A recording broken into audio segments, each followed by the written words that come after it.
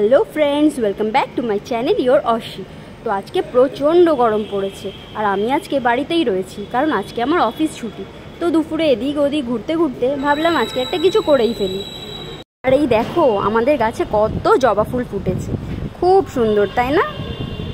তো হ্যাঁ, যেটা বলছিলাম, তো সারা সপ্তাহ আমার ওই অফিস করে করেই সময় কেটে যায়। তাই যেদিন ছুটি পাই সেদিন বাড়ি থেকে ভাবি একটা কিছু করি। তাহলে চলো আমার সাথে দেখে নাও ভেটকি মাছের ফিশ ফ্রাই আমি কিভাবে করছি। বাজার থেকে ভেটকি মাছ আনা ছিল, তো সেগুলোকে ভালো করে ধুয়ে জলটাকে একটু টানিয়ে নিলাম। তারপরে ধনেপাতা, লঙ্কা, আদা, রসুন আর একটু গোলমরিচ, চিনি আর নুন এগুলো সব দিয়ে মিক্সিতে একটা পেস্ট করে নিলাম। আর হ্যাঁ, ওর মধ্যে আধখানা পাতি লেবুর রস অবশ্যই দিও, কারণ এটা তাহলে মাছটাকে সফট করে দেবে আরও।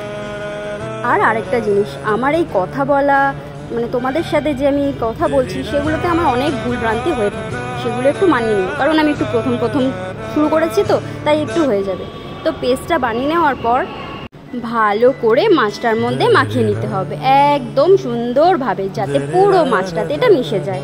তারপর একটা বাটিতে একটা ডিম ফাটিয়ে নিতে হবে। ডিমটা ভালো করে মিক্স করে নিয়ে তার মধ্যে দিয়ে দিতে হবে ওই ভেটকি মাছের যেটা আমরা মাখিয়ে রেখেছিলাম সেটাকে ভালো করে এপিট ওপিট করে সুন্দরভাবে মাখিয়ে নিতে হবে। উফ, কি যে গরম আর কি বলি। তো যাক, সেসব বাদ। তারপরে এর মধ্যে একটু কর্নফ্লাওয়ার মিশিয়ে দিতে হবে। কর্নফ্লাওয়ারটা দিলে এটা ভালো আরও সুন্দর হবে।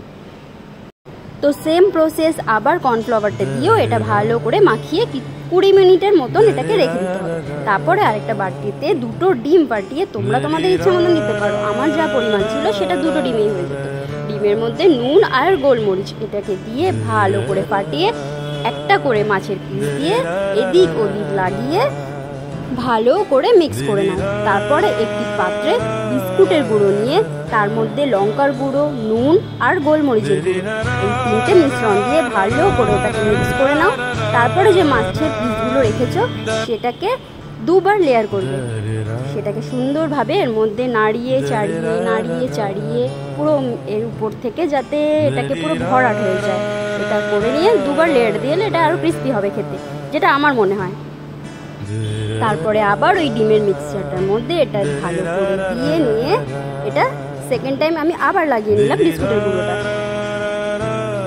তো মনে হচ্ছে আজকে আমার রেসিপিটা দারুণ হতে চলেছে। তোমরাও কিন্তু ট্রাই করো আর আমাকে জানিও কমেন্টস করে তোমাদের রেসিপিটা কেমন হয়েছে। ভালো করে যে ভয়েস কভারটা দেবো সেটারও উপায় নেই, একদিকে প্লেন যাচ্ছে একদিকে কুকুর ডাকছে। উফ, এই করে এই ভয়েস কভারটা সেরে ফেললাম। প্রায় হয়েই এসছে আমার ফিশ ফ্রাই। এবার আর কি করতে হবে, এটাকে ভালো করে একটুখানি কিছুক্ষণের জন্য রেখে দিয়ে তারপরে কড়াইতে তেল দেবে তোমার পরিমাণ মতন, একটু ডুবুডুবু তেল হলেই ভালো হয়। তারপর এটা ভালো করে লাল লাল করে ভেজে নেবে। আর দেখো, পুরো দোকানের মতন ফিশ ফ্রাই রেডি, কিন্তু এটা হলো ভেটকি ফিশ ফ্রাই।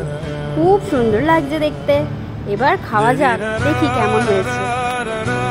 আর তোমরা জানিও তোমাদের কেমন ধরনের ভিডিওস পছন্দ, তাহলে আমি ট্রাই করব সেই ধরনের ভিডিওস দিতে। তো আজকে এই পর্যন্ত, দেখা হচ্ছে নেক্সট ব্লগে। টাটা বাই, ভালো থেকো।